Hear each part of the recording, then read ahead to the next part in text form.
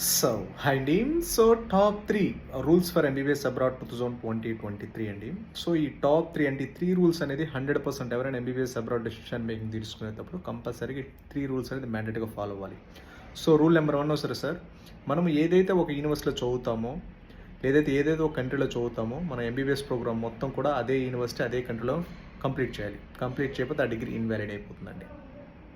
Rule number 2, so కంపల్సరీగా వస్తారు sir internship and registration number.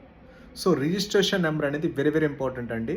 కంపల్సరీగా వస్తారు మీరు ఏదైతే కంట్రీలో చదువుతున్నారో ఆ కంట్రీ నుండి కంపల్సరీ రిజిస్ట్రేషన్ నెంబర్ అయితే మ్యాండేట్గా ఉండాలి. రిజిస్ట్రేషన్ నెంబర్ అంటే ఏంటంటే జస్ట్ నెంబర్ కాదండి, అక్కడ సర్టిఫికేట్ ప్రాక్టీస్ అనమాట రిజిస్ట్రేషన్ నెంబర్ అంటే. Rule number 2. రూల్ నెంబర్ 3 వచ్చేసరికి ఈ ఎంబీబీఎస్ ప్రోగ్రాము మీ ఇంటర్న్షిప్ రిజిస్ట్రేషన్ నెంబరు తర్వాత ఇండియాలో నెక్స్ట్ ఎగ్జాము ఇవన్నీ 10 ఇయర్స్లోపు మ్యాక్సిమం కంప్లీట్ చేసుకోవాలి. ఈ 3 రూల్స్ అనేది 100% ఫాలో అవ్వాలి, otherwise the degree is invalid in India.